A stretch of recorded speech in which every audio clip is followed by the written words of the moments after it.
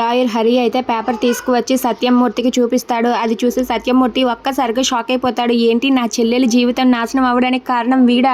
వీడిని నేను అస్సలు వదిలిపెట్టే ప్రసక్తే లేదు. వీడిని ఇప్పుడే చంపేస్తాను నేను అని చెప్పి సత్యం అయితే చాలా కోపంతో లోపలికి వెళ్తూ ఉంటాడు. అది చూసి హరి అయితే భయపడుతూ ఉంటాడు. ఇక సత్యం అయితే మాత్రం నా చెల్లెలి జీవితాన్ని నాశనం చేసిన వాడిని నేను ఊరికే క్షమించను అని చెప్పి సత్యం అయితే చాలా కోపంగా ఆ మహి బర్త్డే పార్టీలోనికి అయితే వెళ్తూ ఉంటాడు. ఇంతలో అక్కడ ఉన్న దేవ వచ్చిన వాళ్ళందరికీ కూడా వెల్కమ్ చెప్తూ తనైతే అందరికీ కూడా గ్రాండ్గా సెలబ్రేషన్స్ చేస్తూ తనైతే పార్టీ ఇస్తూ ఉంటాడు. ఇక అక్కడ ఉన్న నాగవల్లి దేవ వాళ్ళిద్దరూ కూడా కలిసి కావేరిని చంపేయాలని అయితే ప్లాన్ చేస్తారు. ఇక అక్కడ కరెంట్ షాక్ పెట్టి వైర్లను అయితే అక్కడే అలా బయట వదిలేస్తారు. ఇక కావేరి అయితే అటుగా వెళ్తూ ఉంటుంది. అది చూసి దేవ అలాగే నాగవల్లి వాళ్ళిద్దరూ కూడా చాలా సంతోషిస్తూ ఉంటారు. ఇక పార్టీలో అందరూ కూడా ఎంజాయ్ చేస్తూ భోజనాలు తింటూ ఉంటారు. ఇక కావేరికి ఒక ఫోన్ కాల్ రావడంతో తనైతే అటుగా వచ్చి అలా ఫోన్ మాట్లాడుతూ నడుచుకొని వస్తూ ఉంటుంది. ఇంతలో అక్కడ ఉన్న వైర్లను గమనించక కావేరి అయితే అటుగా వస్తూ ఉంటుంది. వస్తూ ఉండగా అది చూసి నాగవల్లి అయితే ఎస్, ఎటువైపే రావేరా, వస్తే అవి మట్టావంటే నీ ప్రాణాలు వెంటనే గాల్లో కలిసిపోతాయి అని చెప్పి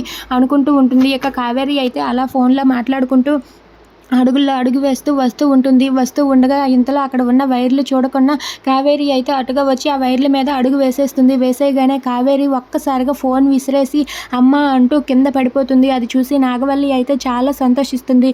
ఇక అది చూసి చిన్ని ఒక్కసారిగా షాక్ అయిపోయి అమ్మ అంటూ పరిగెత్తుకుంటూ వస్తూ ఉంటుంది. ఇక కావేరి అయితే అక్కడే అలా స్పృహ కోల్పోయి పడిపోతుంది.